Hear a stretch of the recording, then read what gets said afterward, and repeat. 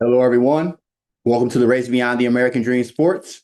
I'm your host, Mr. G. Lacey, guys, and this is Sports Talk, ladies and gentlemen. Ladies and gentlemen, guys, it is a crazy time in sports. Crazy time for everything, for many different reasons. And this includes a crazy time for players, coaches, GMs, everybody. It is a crazy time for everybody, and it's a crazy time in sports with all the stories that are going on and with all the news that is going on currently right now in the sports climate. And guys, with that being said, without further ado, let's get into this week's topics. First starters, as you guys seen, last week was the NFL draft. And when I talk about the NFL draft in particular, I'm going to mention the first 10 draft picks that were picked in the first round. And for more of the draft picks that were picked in the first round, I have a link in the description of my video that you can go to and see all of the draft picks that were in fact picked in the draft, including in the first, second, third, fourth, and rounds, fourth, fifth round, so on and so forth. But here are the first 10 picks in the draft. First pick to the Tennessee Titans, Cam Ward was sent to the Tennessee Titans. So Cam Ward to the Tennessee Titans for the first overall pick in the NFL draft.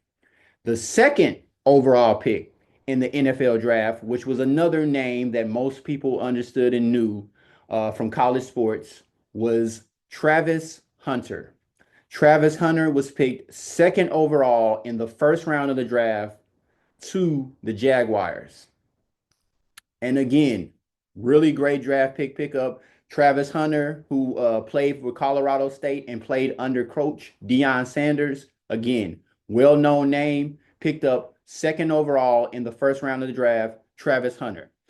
Third overall pick was Abdul Carter to the Giants. The fourth overall pick was Mason Graham in the first round, again, to the Browns. The no, he was the Mason Graham to the Browns was the fifth overall pick. And the sixth overall pick was again another known name that we go close to the known. I'm sure that at least I knew Ashton Genty was picked to the Raiders in the sixth overall pick of the first round in the draft. And then you had number 7, Armand Mimbu to the Jets. Then the next draft pick was Tetaroa McMillan to the Panthers. And then you had Kelvin Banks as the next overall pick. I'm trying to figure out what team he went to. He was the ninth overall pick, and the final overall pick, or the 10th overall pick, not the final overall pick, obviously, but the 10th overall pick in the first round of the draft, the 10th overall pick in the draft period was Colston Loveland to the Bears. So again, those were the first 10 draft picks. Cam Ward, Travis Hunter, Abdul Carter, Mason Graham, Ashton Genty, Armand Mimbu, Tetaroa McMillan, Kelvin Banks, and Colston Lovely. Those were the first 10 draft picks in the 2025 NFL draft. And like I said, if you want to go and see more of those draft picks and see all of the draft picks from in the total draft, you can go in there. Like I said, I have a link in the description and you can look at all of them and see all of the specific picks in all of the rounds besides just, the first 10, obviously. But I just wanted to name off the first 10 and give you a gist of who were the first names to be picked in the draft. With that being said, again, one of I said, the very known names, one of the most popular names, obviously, was Travis Hunter. And we seen throughout last year, you know what I'm saying, especially how Travis Hunter became one of the biggest NFL prospects that we've seen in a very, very, very long time, just because of his media coverage, because of his talent, because of the coach that he was under in Deion Sanders. We seen the development and the overall talent of Travis Hunter. So for him to be picked at the second as a second overall draft pick to me is very much not surprising. I expected him to get picked in the first round, and I expected him to get picked in the top five. And to me, that was no surprise there. Again, he's that talented. He's that great of a kid, and I expect him to do very well in the NFL. And I expect him, like I said, to have a really great career. And then even when it comes to, how he addresses himself in the media, you know what I'm saying, and how he carries himself overall as an athlete, you know what I'm saying, is something that, is not it's not something that is bad as far as how he actively is in the media and how he talks and how he kind of portrays himself in the media. He's a very fun loving kid, got a lot of energy and stuff like that. So for him to be put in this position and to get this opportunity to be in the NFL, like I said, because of what he was able to do last year and how great he was last year and how great he's been in the last couple of years, he definitely deserves to be the second overall pick in the NFL draft. And like I said, also it was because of, like I said, him being at Colorado State, him being under Coach Deion Sanders, and him just being a very talented and very, very bright kid. This all, was elements of why he was chose as a second overall pick in the NFL draft. Shout out to him. God bless him. And I hope to see him do great things in the NFL. Cam Ward, again, I expected him as well to be picked in the top five of the draft. Like I said, he had a great year, last year, and he's been having a great year the last couple of years. Again, I expected that name to be in the first five of the draft, and that's no surprise there. He was picked with the Titans. You know what I'm saying? And like I said, he's a great kid. He's gonna, he did well in the, in college sports, in the college football, and he's going to definitely do well. And I think he definitely will transition into doing well in the NFL as well. And so when it comes to the draft picks again, top 10 as again, Cam Ward, Travis Hunter, Abdul Carter, Mason Graham, Ashton Genty, Armand Mimbu, Tetaroa McMillan, Kelvin Banks, and Colston Lovely. Those were all 10 of the first 10 draft picks overall in the NFL 2025 draft. Guys, shout out to them. God bless them and their families. And again, if you want to check for all the rest of the draft picks and where they landed and where, what teams landed them, you can go to the description of my video, and I'm going to have a link in the description to go and show you all of the overall draft picks from the entire draft. With that being said, the next topic of discussion, ladies and gentlemen, Shedeur Sanders. This story has been, I mean, blowing up all week long. All the last 2 weeks has been one of the top stories that everybody has been looking into. Um, Shedeur Sanders was in fact picked by the Cleveland Browns. And again, it was something that, a lot of people expected him to be picked a lot sooner in the draft. And if I'm not mistaken, again, I'll go back and look and check the story, for references, but I'm pretty sure he was picked in the fifth round of the draft. And this was again, this was not expected, but a lot of stuff happened prior to him being drafted that ultimately led to him falling lower and lower and lower and lower when it came to being picked in the draft. And I'm going to definitely go over why that ended up happening.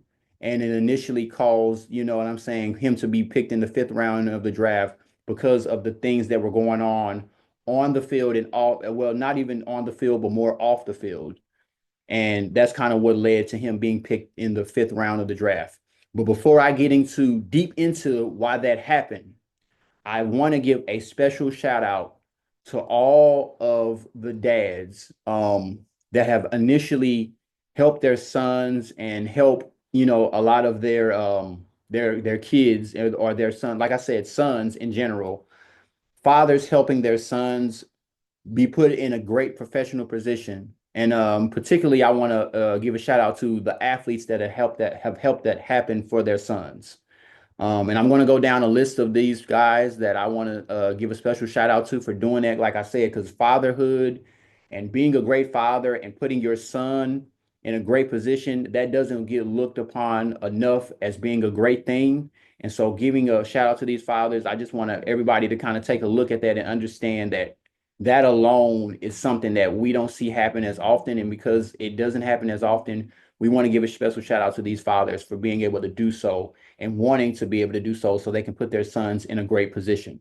Um, these names are as follows. LeBron James, obviously, LeBron James helping Bronny initially get into, be drafted. Obviously, you know, Bronny was a great player. Don't get it twisted. LeBron, you know what I'm saying? Bronny has great basketball skills and he deserves to be drafted into the NBA. But also, I think the development that LeBron ultimately had him grow through as a father in order to get him prepared to have an NBA and be drafted into the NBA. I want to give a special shout out to LeBron as a father for being able to do that for Bronny so that he can put Bronny in the best position that he could put him in so that he can be successful. And so because he helped him go through that development since he was maybe in freaking elementary school, middle school, high school, we have seen this kid grow up into becoming the player that he is now, into becoming the professional athlete that he is now. And it's all because his father put him in the best position he could when he first started him off with a great foundation and he helped him, move forward with that foundation. And Bronny proceeded himself to take that foundation that LeBron gave him and he put in the work in order to get to the position that he's in right now. So I want to give a special shout out to LeBron for putting him in the position or putting Bronny in the position to be able to do that. Another father that is controversial that a lot of people don't like to talk about, but he definitely deserves the credit for doing what he did with his kids, being able to put them in great professional positions, is LeVar Ball. Guys, LeVar Ball ultimately helped his sons get into professional sports and to entertainment because of his encouragement that he gave to his sons and because of the work that he had his sons, put in over time to make them professionals and to put them out, in a position so that they can be successful. Um, Lonzo Ball, second overall pick in the draft. That doesn't happen without a father, being involved in that in his son's life and being disciplined and making sure that if that son wanted to do something, that son stayed focused on that goal and he put him in a position and gave him the foundation he needed in order to help him achieve that goal. And like I said, LeVar Ball doesn't get enough credit for that. But again, he did that for Lonzo Ball. And then he proceeded to do that again with LaMelo Ball, getting him drafted into the draft and him being a great draft pick and him being able to be drafted onto a team to where now he's basically an NBA superstar. You know, you would have thought it would have been Lonzo Ball, but you know, LaMelo ended up being the star out of all of them. And I think, honestly, LeVar Ball, as the father, predicted that, I know my sons, I know how they work, and I think this guy is going to be the it guy, right? I think this guy is good. I think this guy is going to be the great one. And I think he's going to do something else. And he ended up predicting that all of them were going to do exactly what they're doing right now because of the fatherhood that he put into their lives and because of the structure and discipline he put into their lives as a father. So I want to give shout out to him too. Another father that maybe not doesn't get mentioned is Kenyon Martin. Kenyon Martin has a son in the NBA who now is playing for a team and ultimately was drafted onto a team and ultimately is one of the NBA's good bench players. He's a good bench player. He does very very well, and I want to give a shout out to Kenyon Martin for having the ability to be a great father, right? A great father who put his son in the best position to win, to be a great professional. That is a great thing. Now this next father, man, he definitely doesn't get enough credit. Dale Curry. Um, to say that we need to give a little bit more thanks to him for the type of fatherhood that he put into his son's life. I mean, who would have expected Stephen Curry to be who he was? I mean, before then, of course, Dale Curry was a good player. He was a good 3-point shooting player. He was a great player on the teams that, good player on the teams that he was playing for. But to get Stephen Curry out of that, I mean, dude, I mean, a lot of it was Steph putting in the work, obviously. Let's be clear here. Steph is the guy he is today because he put in the work, he put in the time, he put in the effort, and he's one of the best basketball players of all time. So in reality, he put in that work, but his father helped give him that blueprint and the foundation in order to put in that work, right? Because without him putting that ball in his hand, without him encouraging Steph to go towards his goals and be the basketball player, the best basketball player that he could be, you know what I'm saying? It probably wouldn't have happened. So without Dale, there would be no Steph. So that product alone, man, just imagine no Steph Curry, ladies and gentlemen. Just imagine no Steph Curry in this era. Oh man, we can't even imagine it because it's so remarkable to see what Steph Curry has done over the last 10 years in changing the game of basketball. I mean, everybody's shooting three-pointers now. I mean, you got 6'10" guys shooting three-pointers, guys. It's ridiculous. And it's all because of this little guy, this shooting guard, this what 6'3" shooting guard named Steph Curry. Without him, the game would not be where it is today. But because of him, the game is where it is today. And we also got to, like I said, accredit his father, who planted that seed in his mind and in his head to be the best that he can be. And he took it, he ran with it, and became one of the best basketball players of all time. Crazy, right? But that's what happens when you have a good father figure and good discipline and structure in the household. So shout out to Dale Curry again. Gary Payton has a son in the league. And Gary Payton, I think is it the second? I'm not sure. Is it the second or first? But he has a son nonetheless on the Golden State Warriors. Speaking of the Golden State Warriors, the Golden State Warriors have Gary Payton on the Golden State Warriors defensively, probably one of the best defenders they have, on the Golden State Warriors, probably one of the best bench players they have on the Golden State Warriors. Gary Payton's son is an NBA champion, man. An NBA champion and a really good defender and a really good, swingman overall. And without Gary Payton being the father that he is, being, the role model for his son that he needed to be, we would have no Gary Payton, the second. And then what does that mean? The fourth ring that Steph Curry got. I'm not saying that they wouldn't have got it. They probably still would have gotten it because they have Steph Curry. But Gary Payton was a key factor on that Golden State team, the last one to win a championship. And so without that, we wouldn't have gotten, you know what I'm saying? We wouldn't have had a Gary Payton Jr. So without Gary Payton as a player, you know who Gary Payton is, the glove, we wouldn't have Gary Payton Jr. coming out here helping Steph Curry, one of the best players of all time, being a key factor in why Steph Curry ended up winning his fourth championship. So shout out to Gary Payton. Now, this one, speaking of Shedeur Sanders, Deion Sanders, not one, but two sons. One son signed to the Tampa Bay Buccaneers, and the other son signed in the draft to the Cleveland Browns.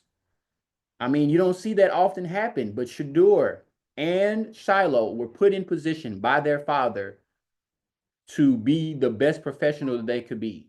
He set the ground rules, he laid the platform, he put the discipline, structure, and fatherhood in order to help these young men be what they needed to be. And as a result, they are both, not one, but two of them are now in the NFL, guys. So all of these fathers that I've mentioned, LeBron James, LeVar Ball, Kenyon Martin, Dale Curry, Gary Payton, Deion Sanders, and then another one, Tim Hardaway Jr., one of the best three-point shooters we know today. Without Tim Hardaway Sr., who was very great back in the 90s and in the early 2000s, without him, there would be no Tim Hardaway Jr.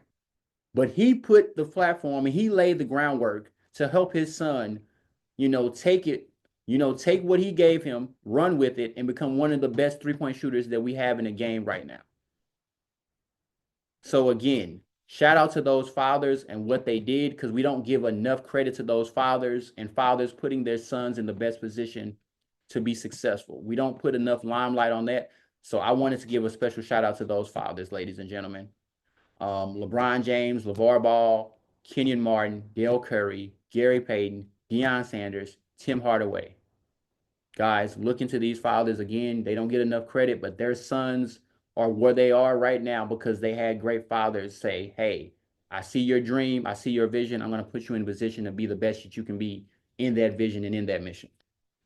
With that being said, going back into the Shedeur Sanders situation and him dropping in the draft, I want to give you some footage, obviously, of why he ended up dropping so far in the draft, and why they didn't ultimately pick them. So let me go ahead and I'm gonna go ahead and share this with you guys. Um, so boop, boop, boop, boop, boop.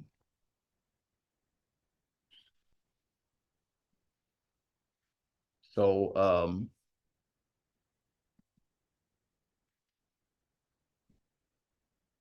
so right here, this is the main reason right here. I'm going to go to the footage again.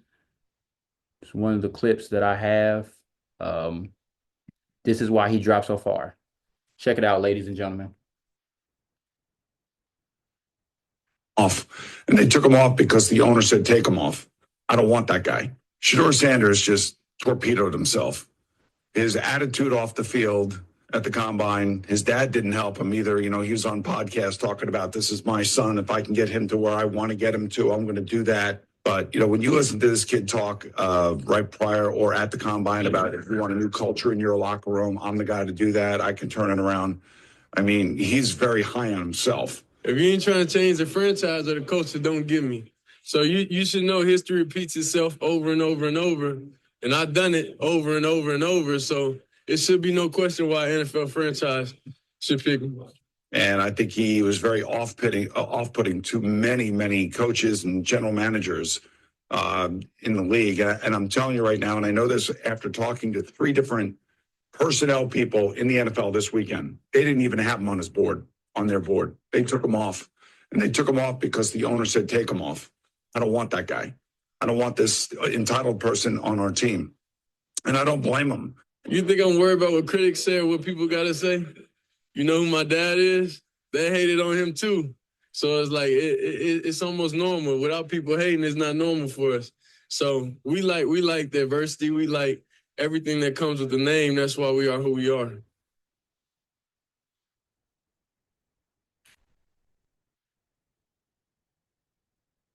So that guy's right there is basically why a lot of NFL owners, GMs, they looked at Shedeur Sanders and they said to themselves, Okay, you got it. they said to themselves, I'm thinking of buying a house. A house? By yourself? Are you sure? I don't know anyone that owns a house. Yeah, girl. I mean, it's a big commitment. Hey, if you can make it work. I got this. On our team. You got this. I see this for you. Trendsetter. That yeah, that's not the guy we want on our team, guys. That's not the guy that ultimately we want to be, you know, put in a position to lead our team or be the leader of our team when it comes to a quarterback. And so that footage right there alone is why they were like I said, the guy in the video saying, quote, and I quote, hey, you know, we don't want that guy. You know what I'm saying? You know, a lot of the stuff that he was saying was off-putting. You know, his cockiness, his arrogance, his entitlement was, again, why people were like, no, we don't want to choose that guy because of all of these things that he's saying. And not only the stuff that he said, but before, you know, he said what he said, it was about the stuff that Deion Sanders was saying in a lot of the podcasts, was making them say, why would we want this particular situation to where the father is getting involved and the son is also saying things and putting himself out there in a way that's not, not only media friendly, it's not team friendly, and it's not the type of culture that we want to build around our team. So why would we want to put a potential locker room cancer? I'm not saying he would have been. I'm not saying that. And again, I think Shedeur Sanders is going to do very, very well. But we don't want a locker room cancer in our team. And this could be the start of some very bad things going on in our locker room that we feel like we just don't need. And to go and touch on that again as well, I'm going to share another video with you guys again. About basically going off to the same things again. It was something that, again, a lot of folks, again, they didn't want to, they didn't want to. And before the playoffs started, right here, and right here, we had you mentioned to me that you wanted everybody to be talking about the Lakers. You saw everybody picking the Lakers. How does it feel now to emerge from this series victorious the way that you guys had, the way you did, and to prove? Again, no, sorry about that. Again, I've got some stuff in the background or whatever. But again, they didn't want to see it. So I'm going to share some more footage now. Again, like I said, this is another video that, again, and it was definitely something that people, they took in consideration. And to follow up with what was said in that video, Cam Newton again talked about the Shedeur Sanders situation. Here's another video.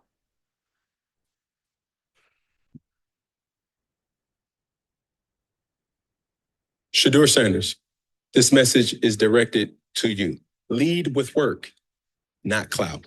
I think he took on the persona of a DB, not a QB. As a DB, you're able to do certain things. You can speak loud and be rambunctious and have that bravado. But as a quarterback, reminder, you are the CEO of that franchise. What do I mean? You have what I've labeled the super six that you have to pander to. Number one, the owner.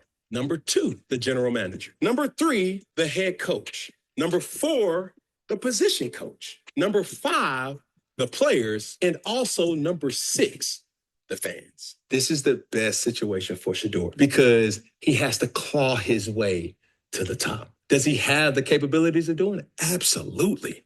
And if I'm in his camp, I'm telling him like, bro, let's get to work. Let's control what we can control now. I do see Shedeur Sanders starting for the Cleveland Browns at some point this year.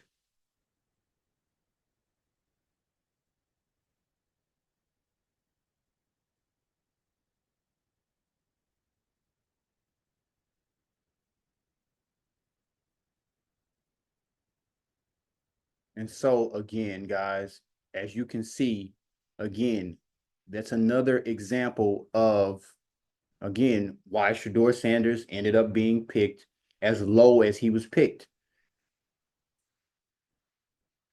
And I just didn't understand. Like a lot of times, like I said, with these, new quarterbacks and people of that nature, they got to be careful of how they portray themselves in the media, especially when it comes to these NFL owners, when it comes to these different, franchises and what they're looking for. You got to be careful of what you're saying and how you're saying it and how you're portraying yourself. And when it came to Shedeur Sanders and when it came to Deion Sanders, again, it wasn't the best output that you wanted to put out for a person that is trying to be drafted as a quarterback on someone's team, right? Do I think that Shedeur Sanders is still going to do well? Absolutely. But with the way that he was portraying himself in these interviews and in these podcasts, it didn't feel right for the NFL owners, as the guy said again in the clip that I showed you, the first clip that I showed you, that it didn't feel like the NFL owners wanted somebody on that team because they felt ultimately he would become a possible, locker room cancer or some type of, bad situation to where the person that's technically supposed to be the leader on your team, which is your quarterback, you didn't want that person to become somebody that built a bad culture in your locker room or maybe even a selfish culture in your locker room. Now, is that to say that that's what he's going to ultimately do? Absolutely not. But a lot of NFL owners kind of looked at it that way, and that's why he ended up being, as low as in the draft as he was. Again, do I think that was good? Do I think that he should have been a lot higher? Absolutely. Do I think that he has the talent to be a lot higher? Absolutely. But because of the way he displayed himself in the media, and because a lot of the court of public opinion is out there all the time, and you're going to be judged by the public a lot of times, that's why a lot of the NFL owners didn't want that to be in their locker room when it came to Shedeur Sanders and what they would have to face when it came to the stuff that he would be doing in interviews and the questions that they would have to answer and all of that stuff. They just didn't want to have to deal with a possible headache. That's the way that they looked at it. With that being said, God bless him. I think he's going to still do well, and I think he's going to still be a great quarterback, and I think he might even be one of the best quarterbacks that we have this year. With that being said, on to the next topic of discussion, ladies and gentlemen. Another topic, speaking of topics about public opinion that was in the public, a topic that I never thought would happen, but it came up right after I did the podcast that I did with you guys last time. That following week, it came up and it was crazy, man. The Shannon Sharpe case. What we know. Here are some of the facts, ladies and gentlemen. He was so allegedly he's being sued for $50 million.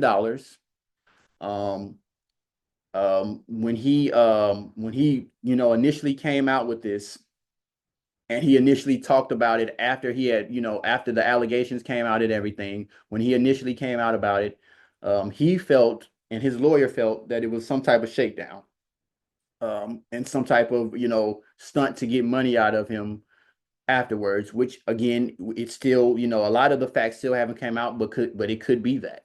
This could be them, a person trying to get money out of Shannon Sharpe. And the woman who went on to say, who's allegedly, who's saying that Shannon Sharpe kind of sexually had or sexually assaulted her or threatened her during a situation. The woman that's allegedly saying that Shannon Sharpe did this, she recorded their encounter without consent. That's what we know. That's one of the facts that we know. So she was recorded, or he was recorded on the phone without consent when he was, particularly with the media coverage or whatever, the stuff that's out in the media now, it's apparently was put out there. He was not knowing that he was being recorded when he was saying these things. With that being said, here is the footage. This is not the original footage again. This is basically kind of like AI generated in a sense. But to give you guys a perspective, this is basically what was being said in the situation. Here is the video. It's an AI generated video, ladies and gentlemen, but this is the actual audio. This is the actual audio with the AI video of Shannon Sharpe talking on the phone with the alleged victim of the crime that Shannon Sharpe is being accused of. So check out this footage.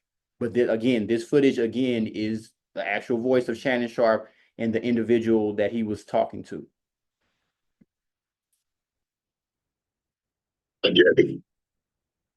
You're coming to LA tomorrow? Yes. Well, I don't know why you want to go out. Don't worry about it, Daddy. Well, okay. Okay, what? Well, I'm not really interested in getting choked, so I guess we're going. I choke you in public.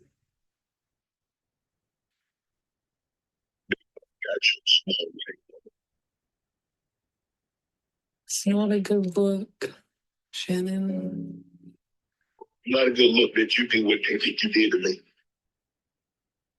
What, Daddy? So again, right there alone, ladies and gentlemen, that again, that's not actual footage of Shannon Sharpe. That is definitely AI generated footage. But the audio that's in the background of the AI footage is the actual audio that has been put out to the public by the lawyer of the victim, and Shannon Sharpe saying what he said in that video. That's actually Shannon Sharpe's voice, and that's the actual voice of the victim that is suing Shannon Sharpe. So that audio, guys, alone, even if, you know, ultimately it was a situation to where it was a private, you know, interaction between the two, and they were initially in a, you know, I guess a sexual relationship.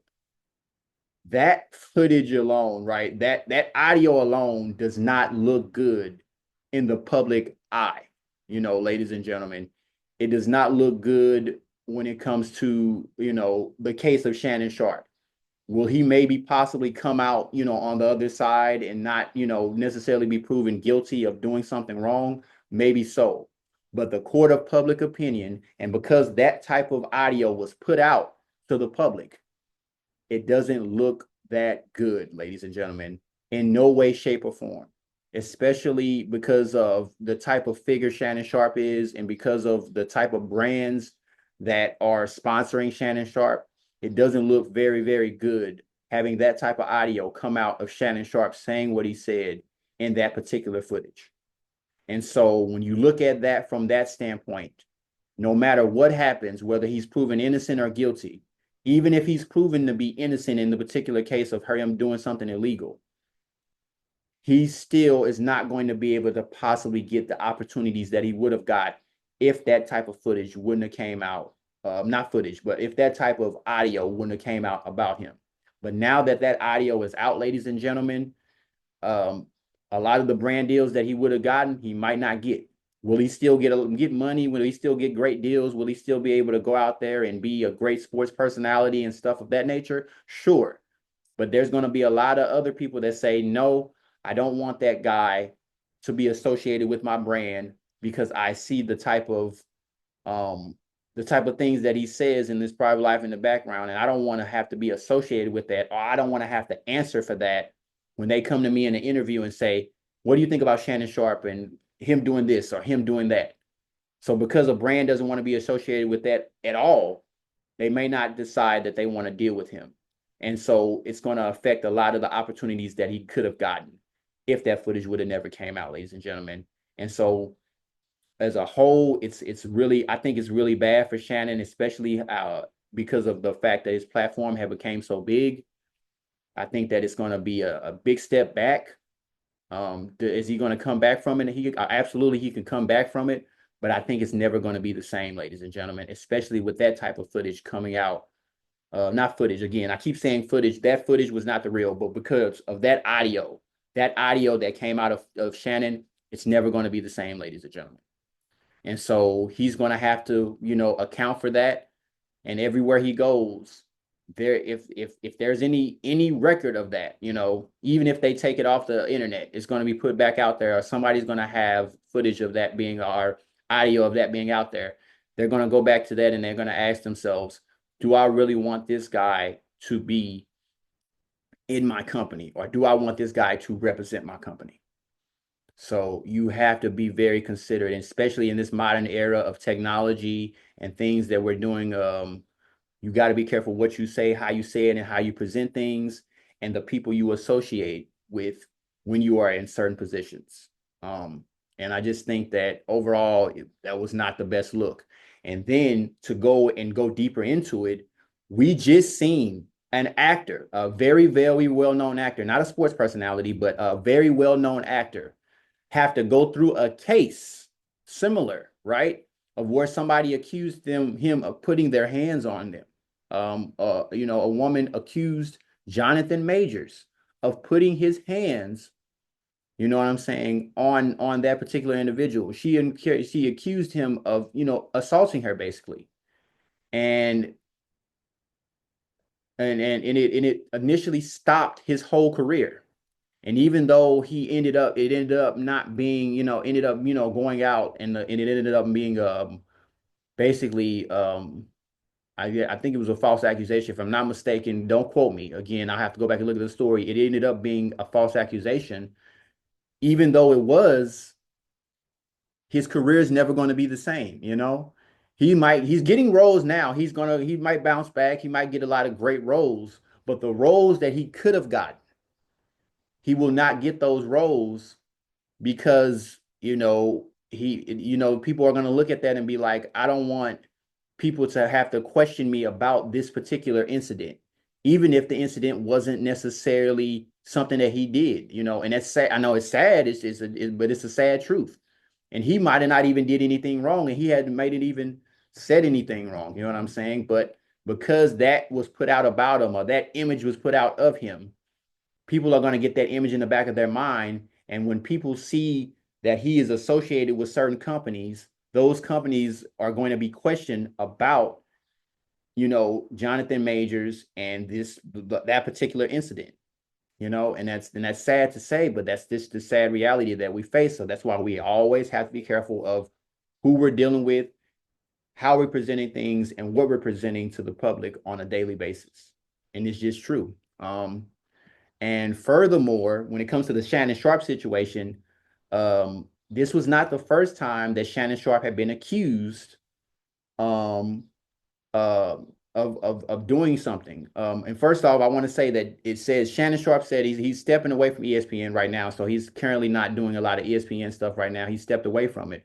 But like I said, this is not the first time that Shannon Sharpe was accused of some type of assault. Back in 2010, according to multiple sources, Shannon Sharpe had been accused of sexual assault before. And it was in 2010. And he was at this time, he was currently at the CBS network. And back then he had to take a step back from his job. And he later returned after a temporary restraining order by the accuser was withdrawn. So because the accuser ended up withdrawing a restraining order on Shannon, he was able to return to his job. So the fact that he went through that in 2010, but then he went on to proceed to put himself in this particular situation currently, is something that we really have to question, right? Because it's one thing to be put in a situation and you don't understand and you don't know and you just, you're living your life. But to be put in a similar situation before, years and years before, be put in that situation, not learn from this situation, and then put yourself in another possible situation again, it shows that as much as we might want to say that people try to, target certain individuals and stuff like that, we got to also consider the fact that, again, he probably possibly put this on himself by not learning from the first time that he was put in this position. And so because he didn't learn from the first time, he was put in that position again because he wasn't, he didn't care about how he was associating or what he was saying or how he was saying it to the individual that he was saying it to.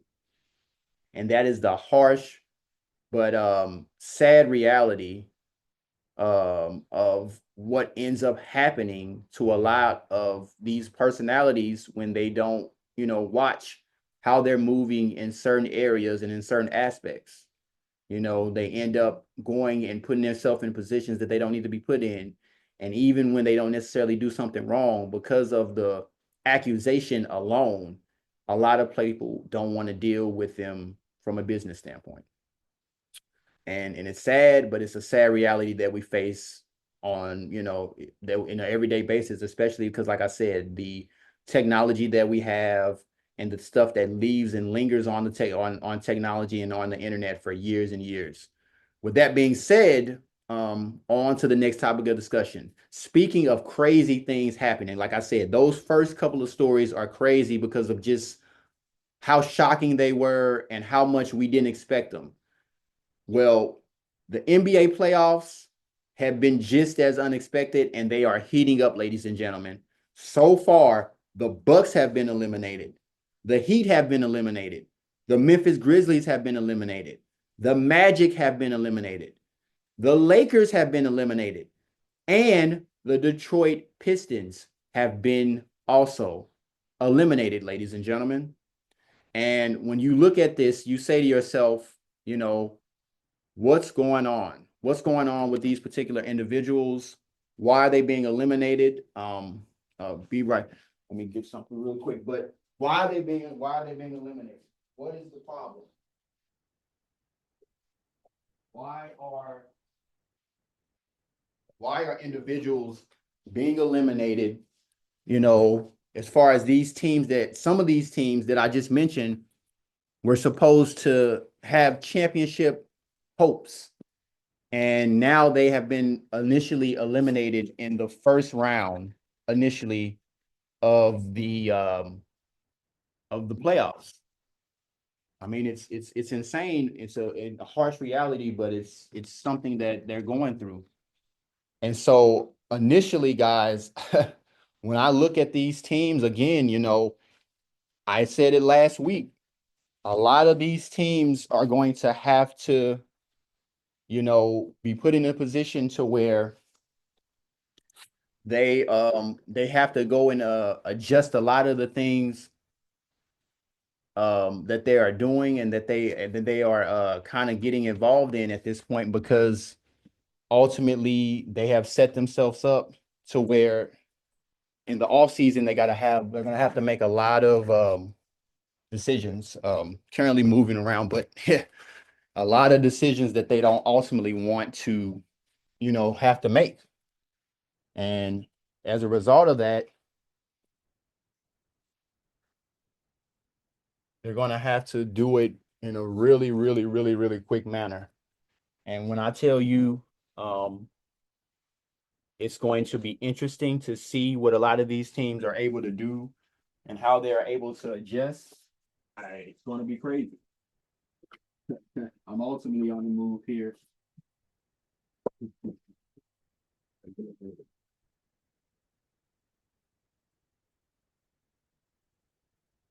I have to get my computer currently on the laptop, so I had to get the charger ready. I had to go get something to charge it up.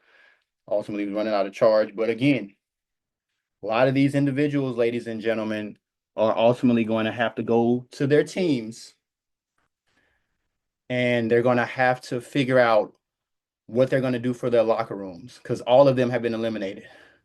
And a lot of stuff is going to have to happen in the off season for these teams. And there's going to be a lot of adjustments and a lot of trades happening because of all of these eliminations of these teams, particularly teams like the Bucks and the Lakers are going to really, really have to go and look at what they need to do in order to either add more pieces or put themselves in better positions, or, ultimately change the culture, or figure out what the culture they need to do in order to put themselves in the best position.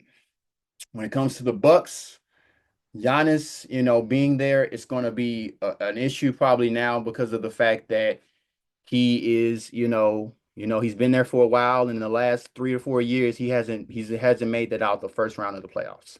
So now they got to make some adjustments. Same with the Lakers. The last 2 years, even with Luka Doncic, they haven't made it out of the first round of the playoffs. Does that mean they're going to get a lot? They're going to trade some of their players? Yes. Particularly not LeBron James or Luka Doncic, obviously, but they're definitely going to be looking to get some pickups in the offseason. And now the remaining teams right now, are the remaining series that are still happening right now currently, are the Clippers versus the Nuggets and the Golden State Warriors versus the Rockets are the two remaining series. With that being said, I'm going to tell you just how heated this particular playoffs has gotten.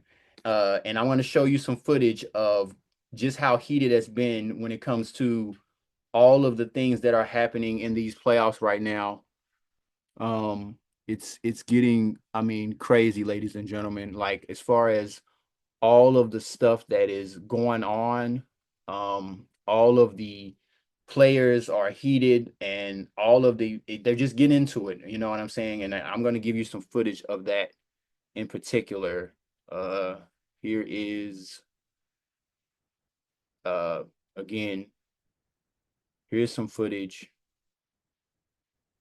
of, And before the playoffs started, right here, and right here, we had it's a lot of again, I have a lot of examples or whatever, but here is some stuff that was going on. And in particular, I want to take a look at this particular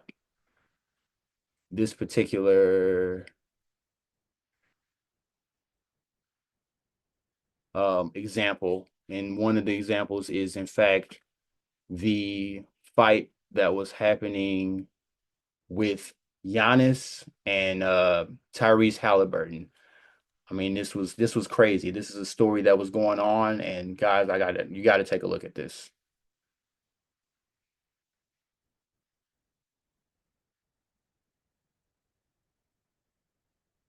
That is right up there with them. The 801 occurred, Greg, in the last 35 seconds.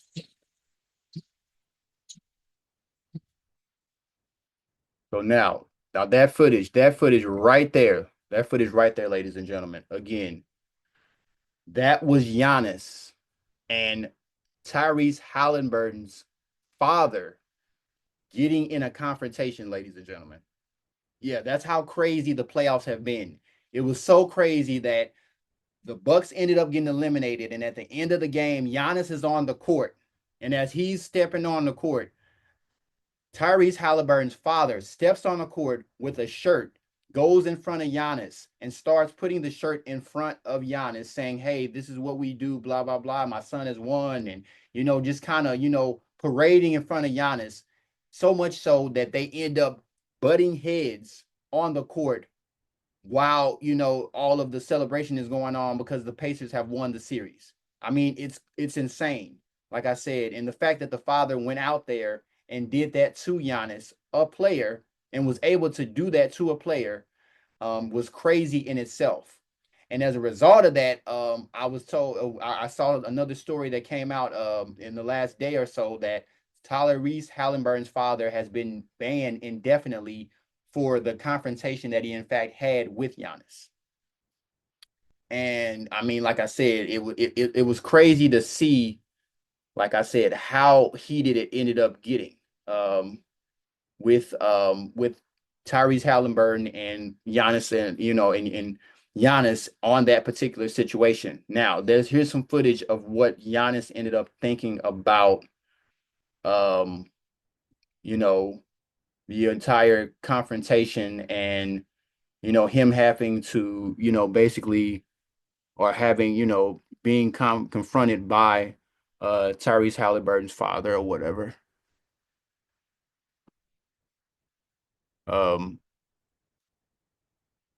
so yeah, I mean, when he was confronted, ladies and gentlemen,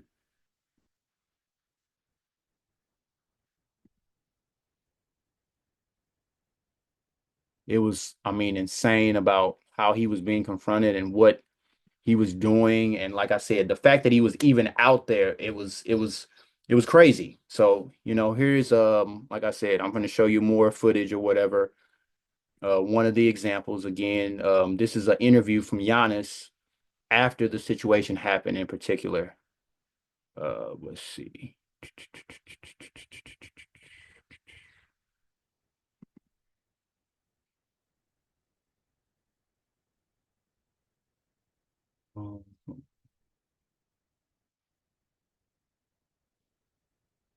Did I save it? Okay. I think that I put it on here. Um,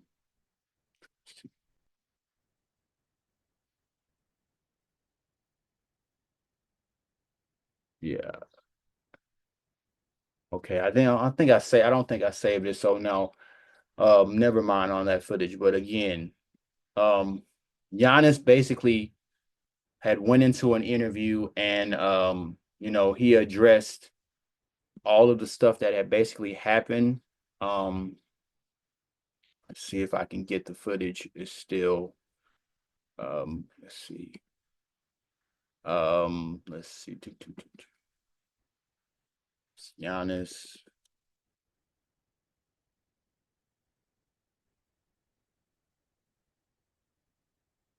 Let's see. So here's the footage, ladies and gentlemen, of Giannis addressing what happened with Halliburton. So you want me to be in the motor oil ad? Oh, Giannis. Castrol is more than just motor oil. And his father. I don't really see you as someone that gets into it with people after the game. It looked like you were kind of standing there by the 3-point line, then all of a sudden you're in the middle of kind of everything. Just what happened kind of out on the floor after the game? Nothing. this is the last thing I'm going to say. I won't talk a lot. That's the game. It doesn't really matter. One thing I'll say is that I believe like being humble in victory. That's how I am. Now there's can be a lot of people out there that are like, no, when you win the game, you gotta talk shit, and it's a green light for you to be disrespectful towards somebody else. I disagree. I've won a championship. They haven't. Okay, and that doesn't even say anything. I'm not trying to And minimize also, their guys, effort. I'm going to definitely But I remember when touch on I won, my mom, that part of what he my just mom, said that too. she's never missed the Having to talk games stuff after a game from and everything, and how you adjust stuff. February 11th or 13th when she came in Milwaukee against the Knicks. She never missed a game. When we won the championship, I remember my mom, she was scared to cross. She was like, am I allowed to come and hug my son? I see, except now my brother does media. For this year, he wants to come back and play. But like, except in that, you've never seen my family like see courtside. See, this is not something that we do. We don't. I try to keep my family away from the game.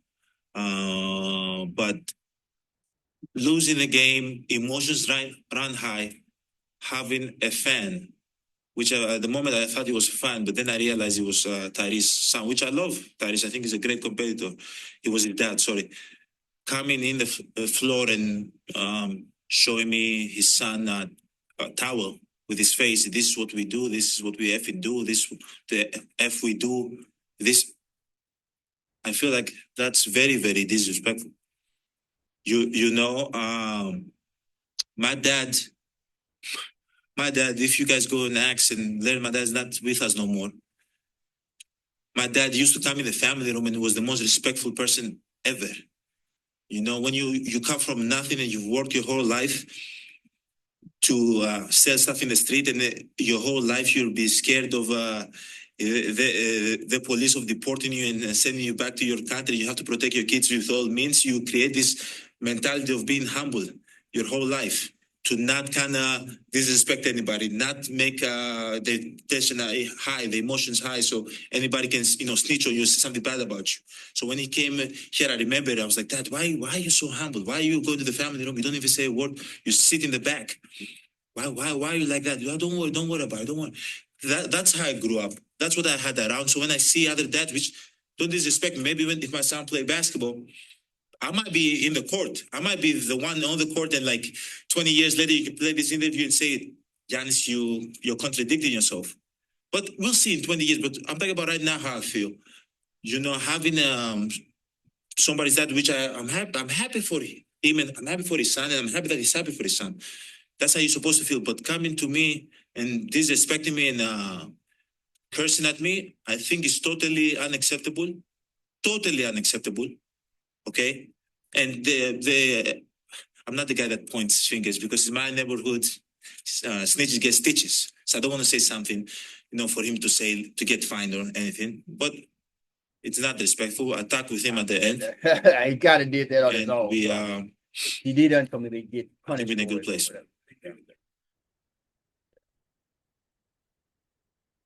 So that, guys, in a nutshell, is what Giannis ended up thinking about what Tyrese Halliburton dad did to him.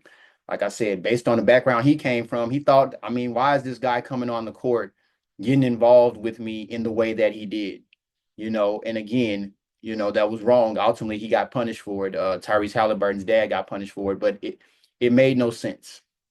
And so for that to happen, it was crazy. And like I said, that's just again how heated the playoffs ultimately ended up getting. And yeah, it's just insane, how things kind of turned out in that situation. But again, Tyrese Halliburton's dad was fined and ultimately, banned indefinitely. Now, there's some more footage of Tyrese Halliburton not even knowing that his father did what he did and saying that it was wrong too. If you want to go on YouTube, check it out. It's also, that footage is also out there. Tyrese Halliburton said he didn't know that his father did that, and he told his father that was involved. In fact, wrong. He was in fact wrong for what he did on the court.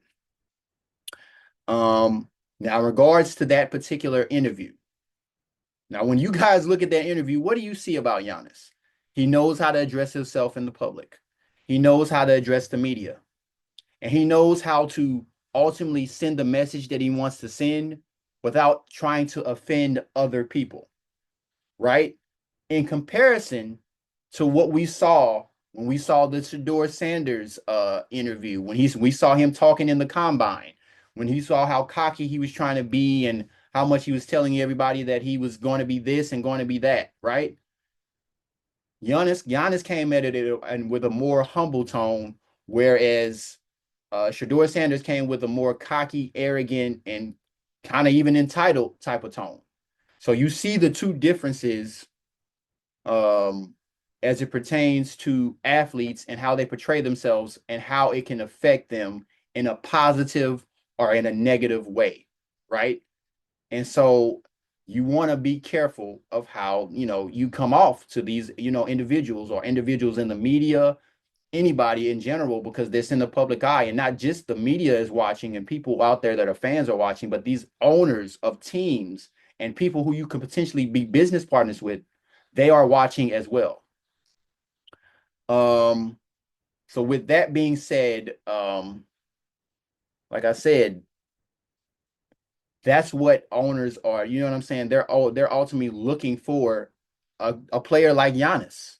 They're looking for a player like Giannis to say what he said and say it in the way he said it. They're looking for people like him to be leaders of their teams versus somebody like a Shador Sanders who comes in shooting, trying to be cocky, trying to be arrogant, telling them that they should choose him because he knows who he is and stuff like that.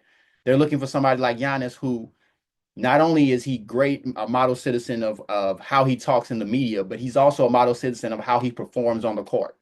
So his on the court and off the court antics shows why he is an NBA champion. Let's be clear. Like let's not pretend that Giannis is some guy that's just saying what he's saying, and you know what I'm saying, because he doesn't know what it's like to be in certain situations. He's been to the top of the top, and he knows what it's like to be there, and he's still humble to this day. And so when you look at that, it shows you just how great, you know what I'm saying, what it takes to be a leader of a team, or what it takes to be a leader when it comes to professional sports, or when it comes to being in the media in general, whether you're a celebrity, whether you are an athlete, whatever the case may be. It shows how you are supposed to portray yourself in the media, especially with all of the stuff going on in the media today. Now, with that being said, here, you know what I'm saying? Here are my basically final thoughts. Not you know what I'm saying? And when I say final thoughts, this is how I feel about everything. Um, it's not just what you say, but it's how you say it, right? And it's how you present it in the media that's going to determine whether they perceive you as a good potential candidate for them, or a good potential business partner, or a bad potential business partner, or somebody that they don't want to be associated with. And like I said, the impression that you give can affect the opportunities that you are ultimately given when it's all said and done. So I encourage everybody watching this in particular episode, right? Whether you're an athlete, whether you are a radio personality, a celebrity, whatever the case may be, to be careful, right? Be careful, be cautious, be disciplined in how you're moving and in what you're doing, right? And one of the things I want to do is I'm going to end off with this. This is a old LeBron James interview. Again, he got his message across. He addressed how people are in the media when it comes to things, but he also got his message across. And it's something that people need to take in consideration when they are addressing the media, using your platform and using it in the proper manner without offending other individuals. So, like I said, I'm going to leave you with this in particular, this particular footage.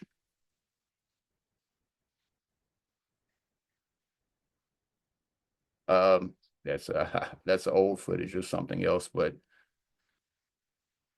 see, here it is right here, this particular footage.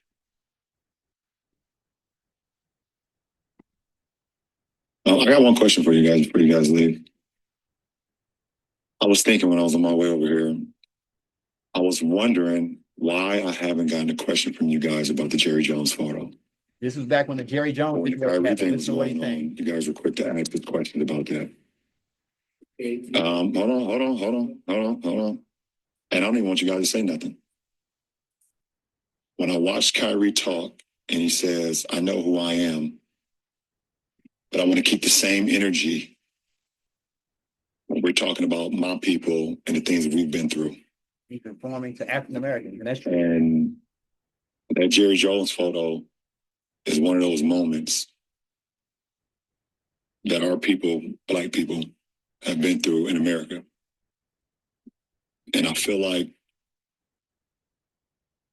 as a Black man, as a Black athlete, as someone with power and a platform, when we do something wrong or something that people don't agree with, it's on every single tabloid, every single news coverage. It's on the bottom ticker. It's asked about every single day. But it seems like to me that the whole Jerry Jones situation photo, and I know it was years and years ago and we all make mistakes. I get it. But it seemed like it's just been buried under like, oh, it happened. Okay, we just move on. And I was just kind of disappointed that I haven't received that question from you guys. Appreciate it. There you go. Guys, again, that in a nutshell is what we are facing. Again, you've seen he didn't take a lot of time to go out there and try to offend this person or offend that person. But at the same time, he made his message clear. Hey, we have all of this going on in the media.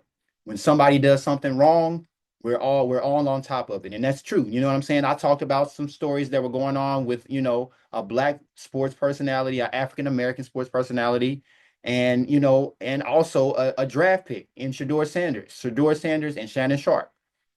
But it's crazy how, again, we talk about these stories, but then when it comes to addressing other stories, we try to throw them under the rug instead of addressing all of them as we should. All of them are wrong. If these individuals did something wrong, or if these individuals offended somebody, they should get the same scrutiny as, a lot of these, African American and Black athletes do for doing the wrong things that they do. Unfortunately, that's not what happens. And so that's why I say at the end of this message, again, my message today for all of the, sports personalities, whether you're white or Black, you know what I'm saying? Be careful of how you move, what you do, and how you do it, because like I said, it can affect your future opportunities. And for those in particular who are, I mean, again, African American, and this is, you don't have to quote me on this, it's just a reality. They are looked at even worse when they are in the media for all the wrong reasons. So they must be careful. Like I said, be careful, be cautious, be disciplined. With that being said, God bless. That's all I have for you guys today. And I hope you have a great rest of the week. Thank you.